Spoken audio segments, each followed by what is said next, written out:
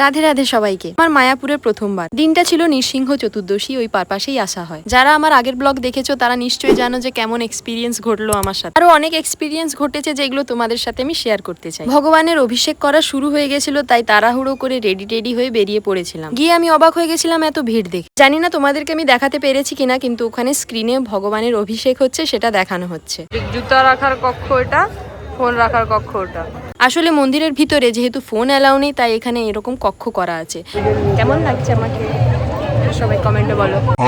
চলো তোমাদেরকে একটা জিনিস দেখাই। এই যে তোমরা দেখছো একটা নলের দ্বারা একটা দুধের মতো জিনিস মাটিতে পড়ছে আর ওই উপরের থেকে সবাই নিচ্ছে, এটা আমিও দেখে অবাক হয়ে গেছিলাম। তারপরে জানতে পারলাম ভগবানকে যে দুধ ঘি এইসব দিয়ে অভিষেক করা হচ্ছে, এইগুলো তাদের মিশ্রণ, যেখানে সব ভক্তগণ মিলে ওখান থেকে নিয়ে নিচ্ছে। শুধু ভগবানকে দেখার জন্য মন্দিরের ভিতরের ভিড় দেখে আমিও নিজে অবাক হয়ে গেলাম। শুনলাম নাকি মায়াপুরে যেসব ভক্তরা থাকেন শুধু তাদেরই ফোন অ্যালাউ আছে মন্দিরে। তাও তোমাদেরকে দেখানোর জন্য আমি ফোনটা বার করে একটু ছোট্ট ক্লিপ নিয়ে নিয়েছিলাম। অপূর্ব দৃশ্য, আর ফিলিংসটা তো তোমাদেরকে আমি বলতে পারছি না বুঝিয়ে, যদি তোমরা সামনে থেকে না দেখো। সত্যি কথা বলতে যারা প্রথমবার এই মন্দিরে আসবে তাদের যে ওই পজিটিভ ভাইবটা আসবে না, সেটাই সবার থেকে উপরে, আমি বলে বোঝাতে পারছি না। তারপর আমি আর মাতাজি মিলে একটু পরিক্রমা করে নিলাম ভগবানের। আচ্ছা, তোমাদের কেমন এক্সপিরিয়েন্স ছিল প্রথমবার মায়াপুরে এসে? চাইলে তোমরা আমাকে কমেন্ট সেকশনে জানাতে পারো। তবে একটু ক্লিপ করে তোমাদেরকে ভগবানের দর্শন করাচ্ছি। ভগবানের জন্য রাধে রাধে লিখতে ভুলবে না। ভগবানের দর্শন করে নিয়েছি আর এখন আমরা মন্দির থেকে বেরিয়ে প্রসাদ পেতে যাচ্ছি, কারণ ভগবানের অভিষেক শেষ হতে হতে প্রায় 9টা বেজে যাবে।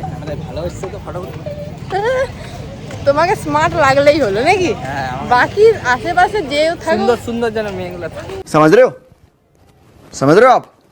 সুন্দর মেয়ে দেখাবো। দর্শক লাইক করুন, শেয়ার করুন, সুন্দর মেয়ে থাকলে আমার নাম্বারে ফোন করুন।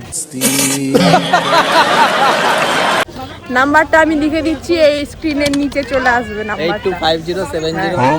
কারোর যদি রাত্রে বলবে, যারা দেখবেন সবাই ফোন করবেন আমার নাম্বারে। হ্যাঁ, রাত্রে বেলা। হ্যাঁ, যদি ভালো দেখতে হন তো তাহলে, না হলেও কোনো অসুবিধা নেই, আপনি ফোন করবেন। না করবেন না।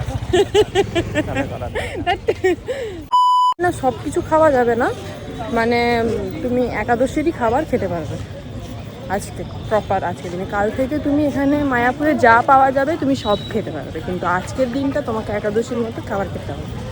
এখন প্রপার প্রসাদ পেয়ে আমরা মন্দিরের দিকে যাচ্ছি। বৃষ্টি শুরু হয়ে গেছে আর প্রসাদটা এত দুর্দান্ত ছিল আমি বলে বোঝাতে পারবো না, মানে এতটাই দুর্দান্ত ছিল।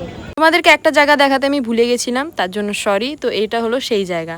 তোমরা ভাবছো এটাতে এমন কি আছে, কি নেই সেটা বলো। জলের মধ্যে তোমরা তো আন্দাজ লাগাতেই পারছো কি আছে। হ্যাঁ, অনেক কচ্ছপ ছিল, অনেক রকমের নানা রঙের মাছ ছিল। আর সত্যি কথা বলতে আর কার ভালো লাগে না লাগে আমি জানি না, তবে এই কচ্ছপ মাছ আমি যেখানেই দেখি না কেন আমার মন জুড়ে যায় আর তাদেরকেই আমি দেখতে থাকি। এরপরেই মুষলধারে বৃষ্টি শুরু হয়ে গেছিল, তার জন্য ভিডিওটা আমাকে এখানেই এন্ড করতে হচ্ছে। তোমাদের ভালো লাগলে অবশ্যই চ্যানেলটাকে ফলো করে দিও, সাপোর্ট করো, পাশে থাকো। খুব শীঘ্রই আসছি আমি পরের ব্লগটা নিয়ে। তো আজ অব্দি এতটুকুই। রাধে রাধে সবাইকে।